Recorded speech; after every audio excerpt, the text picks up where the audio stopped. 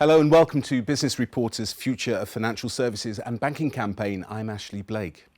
Large banks, legal companies and other regulated entities require detailed information on the backgrounds of customers and clients they're dealing with. They need this to ensure they're not being used for money laundering and other means of financial crime. But the process of conducting these checks manually is costly and time-consuming. They often need to be undertaken on companies and individuals in overseas countries and require the compiling and processing of huge quantities of data. But what if all of this was automated? This is what we're going to discuss today with Nick Ford, VP of Strategic Alliances, Encompass Corporation, and Chris Laws, VP of Product Strategy at GTM, Dun & Bradstreet.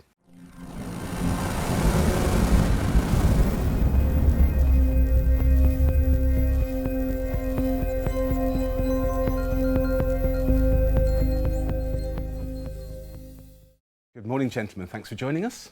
Morning. Nick, let's start with you. Why is KYC due diligence essential for banks and other companies in regulated industries? I think besides it being essential, it's a requirement for regulated institutions to understand who they're doing business with. There is a requirement to understand who the ultimate beneficial owner is, to understand if there are any related entities within the corporate hierarchy that are sanctioned or politically exposed. And if we look at that process, you can quickly understand the requirement to, understand the risks within that corporate structure. What are the main challenges companies face during due diligence?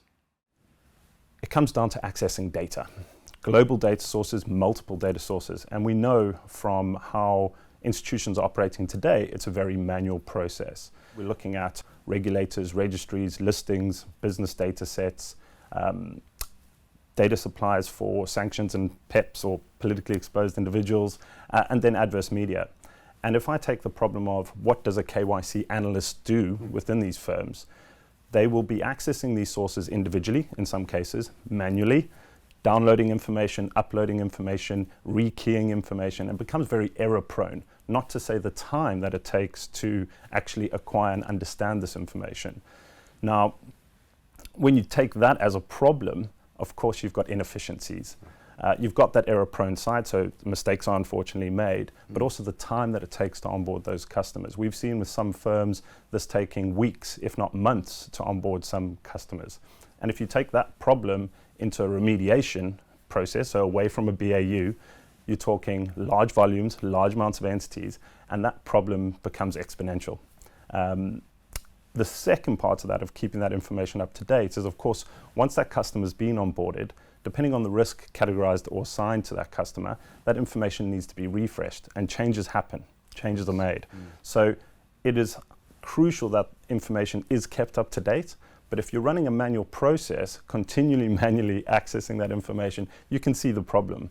Chris, what would you say are the consequences of the problems Nick was talking about? So, ultimately it's all about the risk profile of that financial institution or their exposure. So, but if you break that down a little, what does that really mean? So a combination of exposing the company to regulatory firms, to fines, or potential reputational damage.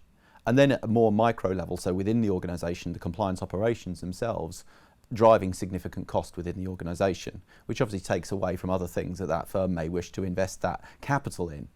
So if you then look at some of the problems that sit below that issue, so ultimately if the issue is risk and cost, then what are the things driving it?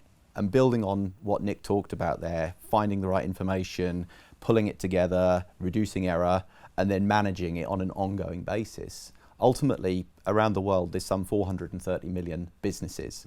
And if you look into the effort involved in pulling data together there, you can see just how challenging that can be. As an example, if you look at shareholders or beneficial owners, as we talk about them today, part of understanding risk is to find out who ultimately benefits from the business funds and then check in if they're on the sanctions list. Now, in a typical day, around 77,000 beneficial owners change each day. So this just identifies, or I guess puts a magnifying glass over the type of challenge that financial institutions are facing. And when we look back over the past 12 months, some of the largest fines issued went to banks that found challenges or didn't address the challenge of dealing with that in adequate time. So, I mean, the whole process as it stands sounds very long-winded and very time-consuming, and it's bound to be costly. Is there a better way of doing this, Nick? Actually, of course there is.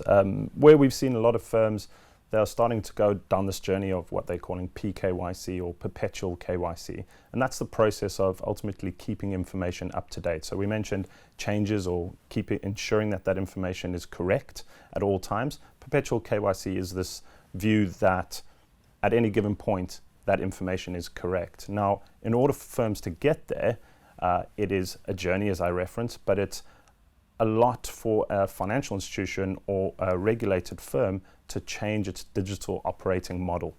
We've seen a lot of firms taking, or at least forecasting, to take up to 10 years to get to that state. So, Chris, how long does it take banks to adopt Pkyc, and can the benefits be realised sooner? Yes, actually, absolutely. So if you look at the type of 10-year horizon that Nick just outlined there, I think the big challenge that we saw in financial services was, getting access, not only getting access to the data, but making it decisionable, putting it into an environment where the practitioners within its compliance department could decide what to do about that. Yeah. We've all heard these stats about the rate of change that we've talked about, the volume of information and data that's now available in the world, but actually capturing it, putting it into systems that can actually take decisions for you or help you reduce the effort to decide where you need to focus. So as an example, if a bank has got thousands of businesses on its books that it reviews each couple of years as part of its periodic review, going towards Pkyc enables them to say, well, which records have actually had a change that we care about? So let's focus on those, not let's look at everything. And products like the Encompass platform and data providers like Dun & Bradstreet can really help banks to adopt processes and systems within weeks or months, not months or years. So do you expect a massive shift towards automation? I think we do. I mentioned the word journey there. There very much is this notion, or at least a belief, that it requires cultural buy-in. It requires a mature data management process, and those things can happen. We believe the start there is KYC automation, where you can realize those benefits sooner, in weeks versus months or years. And you can also have the ability to scale. These organizations have seen a huge shift this last year especially. The COVID epidemic forced businesses that hadn't automated to have to automate. The fact was, in the past, you could add more people and you could go to lower cost jurisdictions to do that, but simply essentially scale an old way of doing things. But when COVID hit, all of a sudden offshore employment became much less able to deal with your business's needs. People weren't able to work from home. And all of a sudden there was real issues that they had to think about very, very quickly. Yeah. Perhaps more than just it being an option to reduce cost, it became a necessity. So I think because of that, and the change in the technology landscape, we will see more and more adoption of technology, either because it's for operational need or because of a reduction in cost and a reduction in risk profile. Nick, Chris, thanks very much for bringing us up to date on the journey of Pkyc. Good to meet you. Thanks.